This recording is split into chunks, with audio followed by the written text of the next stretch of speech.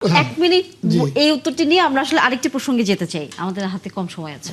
না ওই যে দুইটা পয়েন্ট আমি উনি যে মানে যে ইন্টারিম গভর্নমেন্টের সময় জামাত বা গুপ্ত দল বা এনসিপির লোকজন ছিল না, আমি নিজে নির্বাচন করেছি।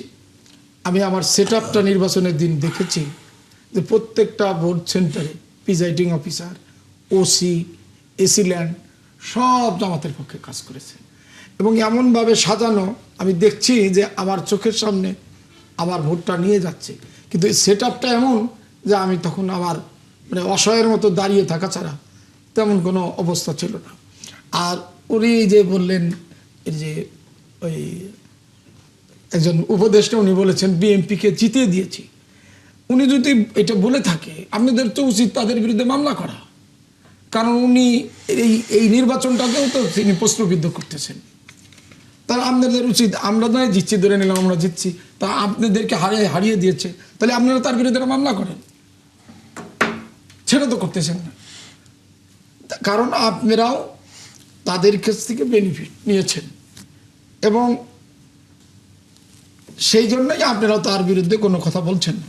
করেন, আপনারা তার বিরুদ্ধে মামলা করেন, মামলা করেন যে আপনাদেরকে নির্বাচনে কনস্পেসি করে উনি হারিয়ে দিয়েছে, মামলা করেন, চ্যালেঞ্জ করেন, কই তা তো করেন। আমরা প্রত্যক্ষভাবে দেখেছি যে এই ইন্টারিম গভর্নমেন্ট এই গুপ্ত দলের পক্ষে বা আপনাদের পক্ষে সরাসরি মামলা কেন করছেন না, আইনি ব্যবস্থায় যাচ্ছেন ওনারা মামলার পক্ষে শক্তি নাকি নতুন বাংলাদেশে মামলা করতে হবে নাকি ভাই? আপনারা না আপনি যদি বলতে পারেন যে নতুন বাংলাদেশের নির্বাচনে হেরে যাওয়ার পরে যদি বলেন যে একজন উপদেষ্টাদের জিতিয়ে দিয়েছে, ক্লিয়ারলি বলি ভাই, ইস্যুটা হচ্ছে রেজওয়ানা হাসানের একটা বক্তব্য নিয়ে যে আমরা এক্সট্রিমিজম যেন না আসতে পারে সেটার জন্য আমরা কাজ করেছি। জামাত ইসলাম সহকারে জামাত ইসলাম অনেক এটা নিয়ে কথা বলেছে ওনার ফর্ম থেকে, ওনাদের যে আপনারা এটা করেছেন, আপনারা নেগোসিয়েশন করেছেন।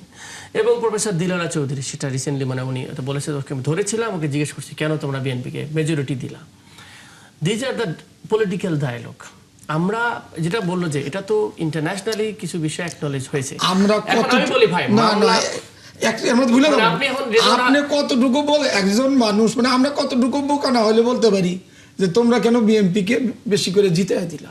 আরে জিতে দেওয়াটা তো জনগণের উপর নির্ভর করে, ওই উপদেষ্টার উপর নির্ভর করে। ভাই বাংলাদেশে কি রিগড হয় না ইলেকশন? তাহলে আমি যে বললাম না সেই কারণেই আমি বলছি যে এই বিগত নির্বাচনে আপনাদের গুপ্ত দল এবং আপনাদের সমর্থন ওই বিগত সরকারের ছিল, এই জন্য বিভিন্ন প্রশাসনে আপনাদেরকে ফেভার করেছে, ডিসি, এসপি, টিওনো, ইলেকশন কমিশনার সব জায়গা থেকে আপনাদের ফেভার পেয়েছেন। এবং আপনি একটা জিনিস শোনেন, আমি একটা জিনিস বলি যে জামাত ইসলামের ইসলামী ব্যাংকের কর্মকর্তাদের দেয়নি, কিন্তু তার বিরুদ্ধে বাইরে অন্য ব্যাংক থেকে কর্মকর্তাদের নিয়ে দিয়েছে। আমি আমার এলাকায় দেখেছি প্রত্যেকটি ব্যাংক থেকে আসা বাছাই করা কর্মকর্তা সবাই জামাতের, এবং তারা সেন্টারে জামাতের পক্ষে ভোট দিয়েছে, দেওয়া হয়েছে আর কি, লোকজন দিয়ে আমার এজেন্টদের পর্যন্ত বের করে দিয়েছে। তাহলে আমি ধরে নিব না যে এখানে তারা কিভাবে এই আপনাদেরকে সহযোগিতা। বাংলাদেশের ইতিহাসটা নজির হবে যে বিএনপির কোনো এজেন্টকে 11 দলের কোনো একজন লোক বের করে দিয়েছে। ভাই এটা চ্যালেঞ্জ করলাম আমি বললাম কারণ হচ্ছে মেরে ফেলবে। আমাদের এলাকায় এরকমও ঘটেছে যে বিএনপির গলার পড়ে অনেক ভয় আতঙ্কে ভোট দিতে পারে না, এমন অবস্থা হয়েছে। ভাই শোনেন ভাই, অনেক ফেয়ার ইলেকশন মানে কোয়ালিটির দিক দিয়ে বাংলাদেশে এটা হয়েছে। প্রত্যাহার করতে হবে। রেজান আহমেদ যে দিছে আপনি একটু আগে বলছেন, তাহলে আপনি এখন বলতেছেন ফেয়ার হয়েছে, আবার বলতেছেন রেজান আহমেদ আমাদের জিতাই দিছে। আপনি সবিরোধী কথা বলতেছেন। কে আমরা বলছি রেজানা জিতে গেছে? আমি বলছি জিতাই দিছে। অধ্যাপক দিলার উনি কথাটা কোটেশন করছে, অধ্যাপক দিলারা জামানে, দিলারা চৌধুরী, রাইট? দিলারা চৌধুরী উনি এটা বলেছেন। এটা আমাদের নান অফ আস, আমাদের কোনো পলিটিক্যাল পার্টি জায়গা থেকে কোনোভাবে গিয়ে স্টেটমেন্ট গেছে, এনসিপি থেকে স্টেটমেন্ট দিয়েছে যে পুরো ভোট রিগড হয়েছে। এটা ভাই এটা একটা নন ফর্মাল বিষয়টাকে আপনি টেনে ফর্মালে আনার দরকার নেই। এটা নিয়ে আমাদের কোনো স্টান নেই। আমাদের যে ভোটের ব্যাপারে অবজারভেশন আছে, কিছু জায়গায় ডিলে করছে ইলেকশনের রেজাল্ট দিতে। আমার এলাকায় 3:30টার সময় আমার রেজাল্ট দিছে, আটকায় রাখছে, সব বিএনপির লোক আসি ডিসি অফিস ঘিরায় রাখছে, রেজাল্ট দিতে দিবে না, বুঝতে পারছেন? তো ওনারা দেখছে হেরে গেছে, এখন মনে চেষ্টা করে। আবার যখন দেখছে 12টার পর বিএনপি জেতা শুরু হয়েছে হঠাৎ করে, এখন মনে হচ্ছে এটা তাহলে নিতে হবে। অনেক জায়গায় এটা হয়েছে ভাই।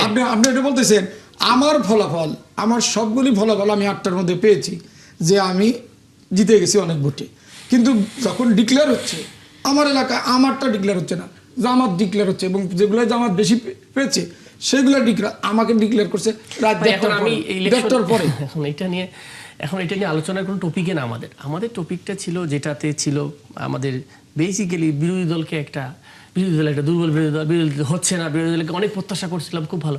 আর আমি যখন বললাম যে আপনার কোন মন্ত্রণালয় ভালো করছে, হ্যাঁ 6 মাসে কি সবকিছু ভালো হয়ে যায়, তাহলে কোনটার কথা বলবেন? না কোনটা ভালো, আপনি আমারে বলেন, আপনি শিক্ষার কথা বলেন, ধরুন একটা করে ধরি। আপনি শিক্ষা এবার কি নকল হয়েছে? বলেন নকলে আসেন না, নকল মুক্ত, যে শিক্ষা প্রতিষ্ঠানে যে নকলের প্রচলন ছিল, এই আমাদের এই গভর্নমেন্ট আসার পর এইবার যে পরীক্ষাটা হলো নকল হয়েছে। আমি বলি, শেষ করি না। আপনারা কোনোটাই ভালো দেখতে পাচ্ছেন। আমরা হয়তো এভাবে আলোচনা করলে আরো হয়তো অনেক দূর যাবে, কিন্তু দিন শেষে আসলে ওই পাল্টাপাল্টি বক্তব্যের জায়গায় যাবে। আমরা একেবারে এই প্রসঙ্গটি বাদ দিয়ে আরেকটি গুরুত্বপূর্ণ প্রসঙ্গে, যদি আমাদের হাতে খুব সময় কম, সেটা হচ্ছে ভারত সফরটি। সেটি হচ্ছে মাননীয় প্রধানমন্ত্রী, আমরা দেখেছি আজকে স্বাস্থ্যমন্ত্রীর সাথে আমাদের বাংলাদেশে যে ভারতীয় হাই কমিশনার আছেন তিনি দেখা করেছেন, এবং তিনি সেখানে আবারও মাননীয় প্রধানমন্ত্রী যে ভারতে সফরে যাবেন এই বিষয়টি অবহিত করে এসছেন। কিন্তু আমরা বারবারই বলেছি, অর্থাৎ বাংলাদেশ বলেছে যে অনুকূল পরিবেশ না হলে সেই সফরের বিষয়ে এখনো বাংলাদেশ সিদ্ধান্ত নেয়নি। যতটুকু সম্ভব 22-23 তারিখের দিকে মাননীয় প্রধানমন্ত্রীর এই বিমস্টেকে যোগ দেওয়ার একটি সম্ভাবনা বা তারিখ হয়তো হতে পারে, এরকম একটি কথা এর আগে ছিল। দুদিন পরে আসলে সেই 22 তারিখ হতে যাচ্ছে। সেখানে এখন বাংলাদেশের আসলে যদি অবস্থানটা জানতে চাই, মাননীয় প্রধানমন্ত্রী ভারত সফরে যাচ্ছেন কি যাচ্ছেন না? এইটা আমি অ্যাকচুয়ালি বলতে পারবো না যে যাচ্ছে কি যাচ্ছে না, সঠিক তথ্য আমার কাছে নেই। কিন্তু সরকারের পক্ষ থেকে যেটা বলা হয়েছে, বা আমরা যেটা নিজেরাও প্রত্যাশা করি, যে আমরা একটা স্বাধীন দেশ, ছোট হোক বা বড় হোক আমাদের একটা আত্মমর্যাদা আছে। আমরা সেই আত্মসম্মান বজায় রেখে আমরা সকল দেশের সাথে আমরা বন্ধুত্বপূর্ণ সম্পর্ক রাখতে চাই।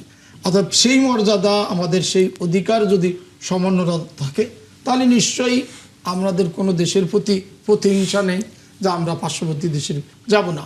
অবশ্যই যাব, তারা আমাদের পার্শ্ববর্তী বন্ধুপ্রতিম দেশ, কিন্তু আমাদের আত্মমর্যাদা সম্মান বিসর্জন দিয়ে নয়।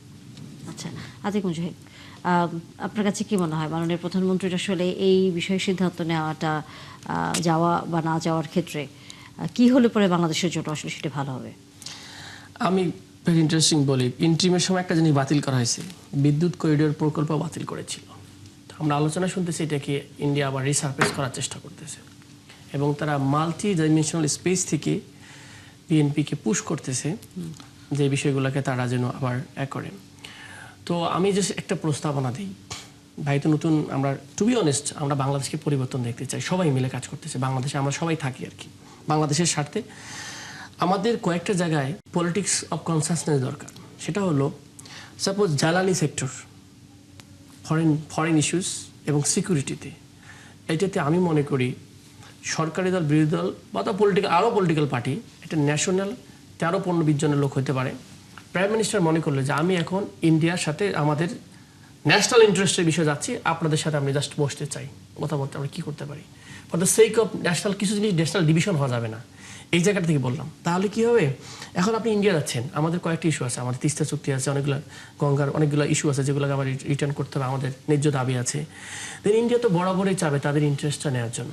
এবং আমি আজকে একটা ছবি দেখেছি আমাদের আমির খসরু মাহমুদ সাহেবের সাথে, এটা যদি আগে নাও রিসেন্ট ছবি, আর সরি টু সে একজন আমাদের one of the top minister, তার সামনে যে অ্যাপ্রোচে ছবি এসেছে, আমাদের ইন্টারভিউ চেয়ে মাস বেটার আমরা দেখেছি মানে ডিল করার ক্ষেত্রে। আমি বারবার বলতেছি, বাংলাদেশের কোনো নাগরিককে, এটা আমার বিএনপির ভাই হোক, আমার যে দলের ভাই হোক, যদি কেউ অপমান করার চেষ্টা করে আমি তার জন্য দাঁড়িয়ে যাব। কারণটা কি, আমি আমার বাংলাদেশের আত্মমর্যাদা, ন্যাশনাল ইন্টারেস্টকে কোনোভাবে আর বিকিয়ে দিতে আমরা চাই না। সেরকম একটা বাংলাদেশ চাই যে আমরা সবাই সম্মান করব ন্যাশনাল ইন্টারেস্টের ক্ষেত্রে, এই পলিসিটা যেন সেম থাকে। তো সে জায়গা থেকে আমাদের প্রত্যাশা থাকবে।